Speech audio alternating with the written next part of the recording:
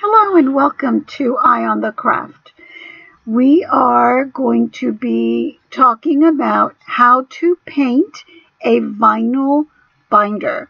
I got these binders at the Dollar Tree. They're the small A5 size, and they are a green that might be pretty in some places, but in my craft room, I need a different color.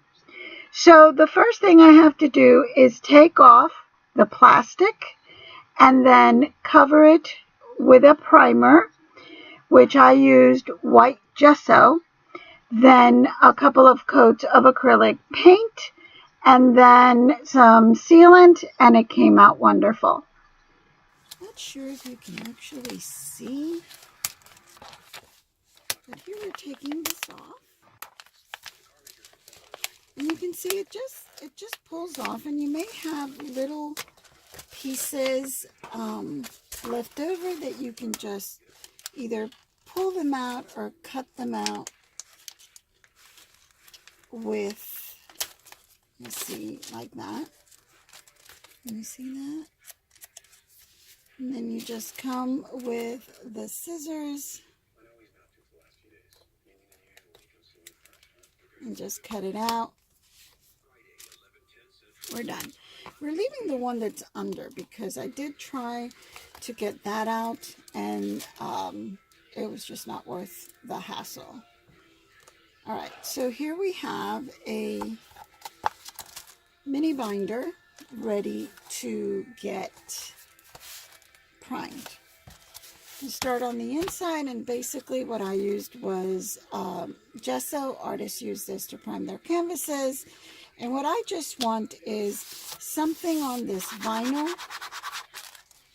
to adhere the acrylic paint to. So the gesso works just fine, and it's very easy. You know, put it down. Just painted another one, so I have my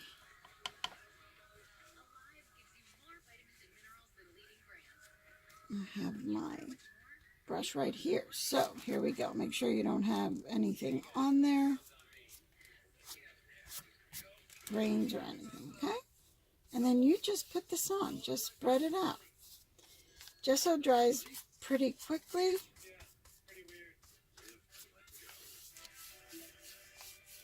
And you are going to cover this with acrylic paint later. You're going to do a couple of coats, and then you're going to seal it with a gloss sealant. So you're going to have a lot on there to protect it. This is just, like I said, you want the acrylic to adhere to something. Okay, and that's what you do. Inside and all around. Forgot one step before I had started to put the gesso on. Take a regular nail file, not too coarse, pretty smooth. Just a very, very little. If you have 600 sanding paper, that's perfect. And just kind of lightly sand the vinyl. It'll help it grab onto the paint much more.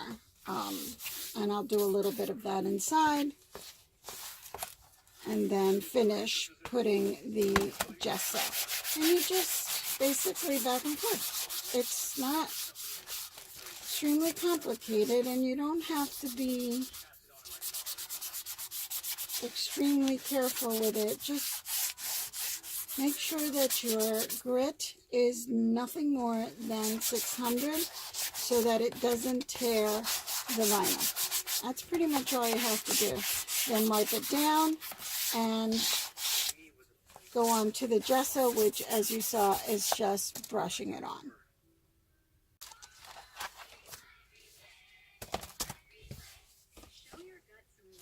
It looks like this, all white. All white. This is the outside. All white on the inside. Pick your color. and we'll start painting. Okay, now we have a fully gessoed mini binder.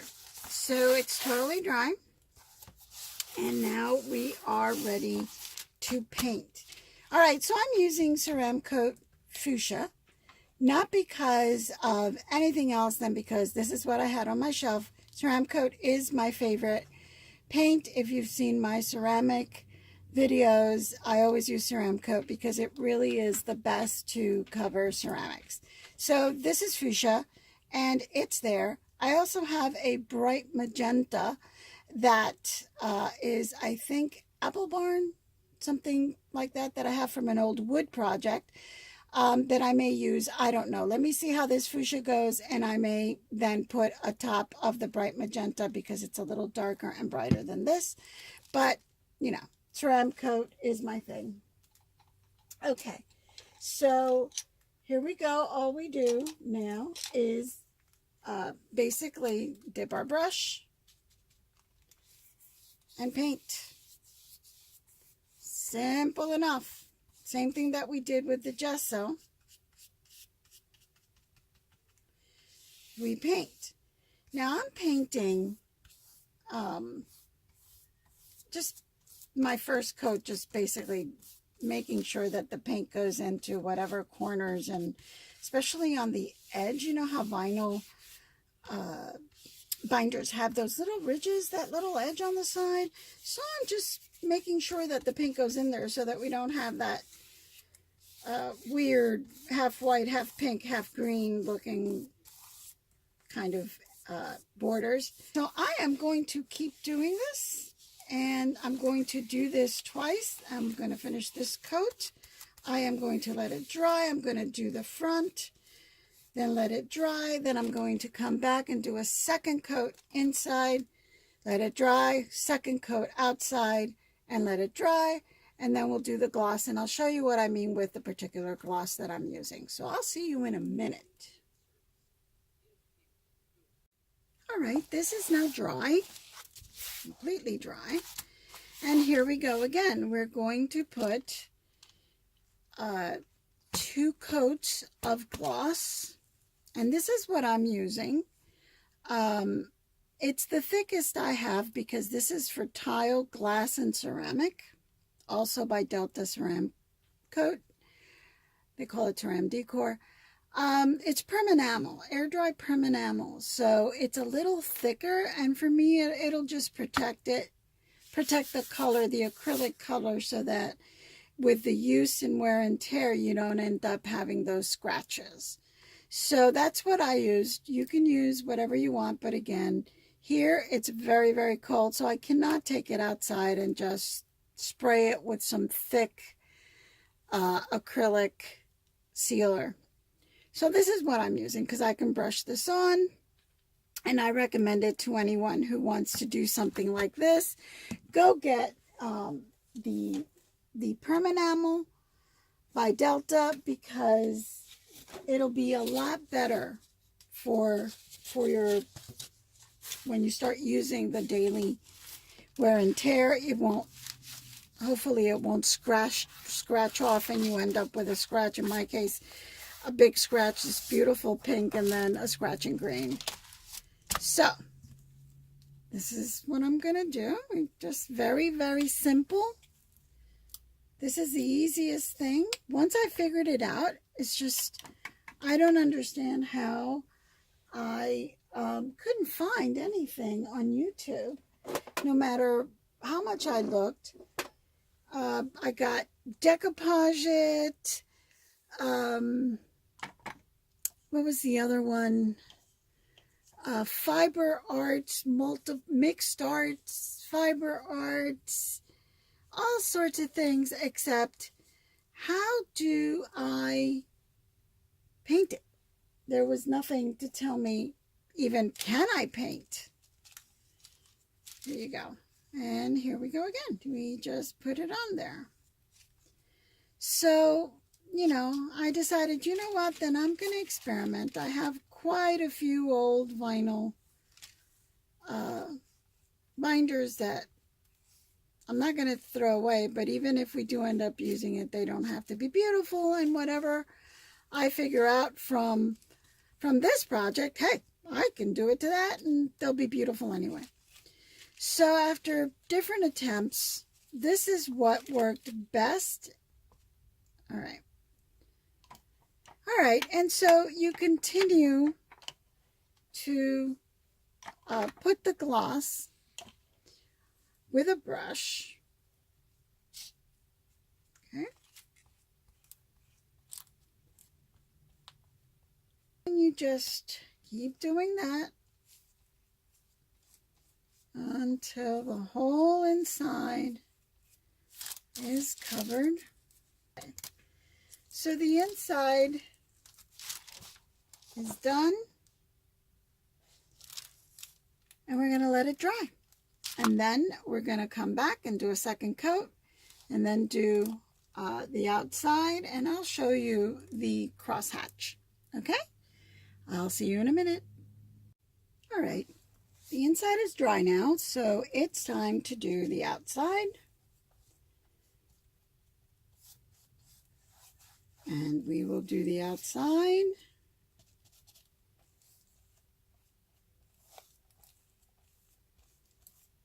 Let me put down a basic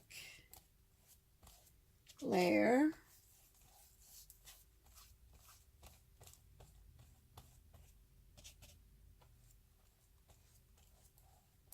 Now, if you don't have this permanamel, then you really do need to do 2 coats. Permanamel is very thick, so 1 coat is enough to totally seal.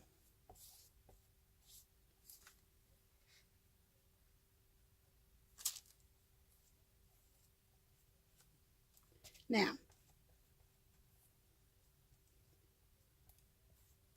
okay.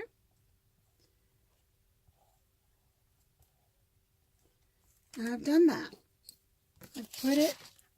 I've brushed on the glaze going down, vertical down. Now I'm going to cross it. So I'm going to go this way.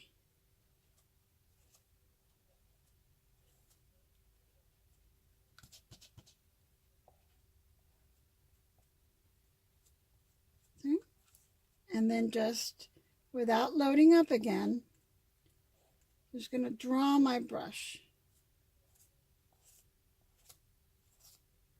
Okay? And I don't really know if you can see it. That's the thing. I'm not quite sure if you can see that effect. Not quite sure if you can see that, but it does give a really nice textured effect. Basically, it looks like it was always meant to be like that. Okay, and we're going to do it again on this side. There's the going downward, and now we're going to go across.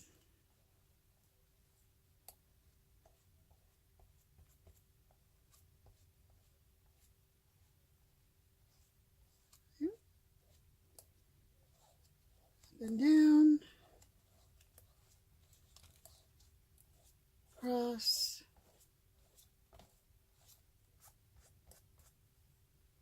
Something fell on it. And there you have it with that little crosshatch. I do need to finish my spine here.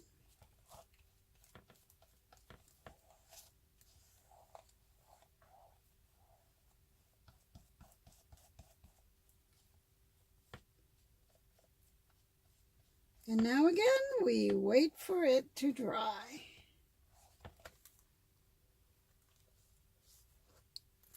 And there you go. Wait for it to dry, and I'll show you a couple that I've done. Be right back.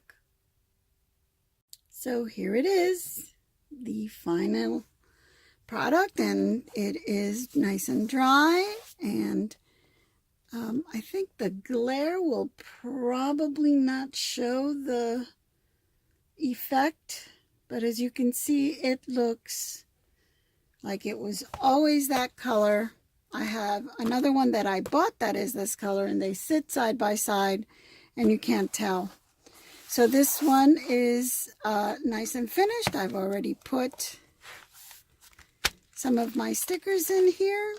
These are some shape stickers and some happy birthday, balloons, graduation, leftover from when my kids graduated, a day at the beach, and then some empties. And these are, they come 15 in a pack. Let's see if I have the package. Here we go.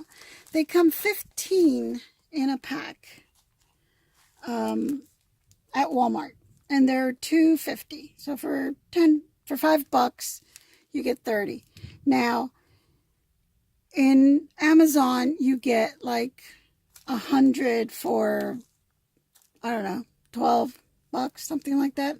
You check it out because it's probably cheaper, but I needed it immediately, and at the time Amazon didn't have it on Prime, so I just grabbed from Walmart, and that's where I put my stickers. They're top loading, but the important thing is the covering up an ugly dollar store green binder and turning it into something beautiful that matches your craft room or scrapbook room or planner room. Now, I did 2 in this pink, and I did 2 also by Dollar Tree, the ugly green ones. And as you can see, I based it in gesso, and I covered it basically like you would cover a book. I covered it with the edging of one of their tablecloths. Their spring tablecloths are so pretty with the flowers. And this is not the one that has the little bee. This is the other one, and I love it. I think it's beautiful. And again, it was basically like covering a book, and in here I have flowers because after all, flowers with flowers. And that's it. This is how I feel is a good alternative for revamping some old ugly binders that you find. I did these mini because not only is that what I had and needed to redo, but because they're from Dollar Tree and you can't beat it. A mini for $1 is incredible. They're usually like $6 for a mini. It's crazy. You can get a big one for a lot cheaper than a mini. But you have an ugly one? Try some of this, and now you know you can with acrylic, as long as you base the vinyl, put some primer on it, or at least some gesso, and then on top a couple 3 coats of your color, depending on how deep you want it. And then of course make sure you seal it. Use a nice thick sealer. You can brush it on, you can spray it on. You know, today we brushed because it was too cold to spray. And that's it. You end up with these beautiful binders that you probably wouldn't find them that perfect if you tried. So thank you again for joining me, and I will see you next time. In the meantime, keep your eye on the craft. Bye.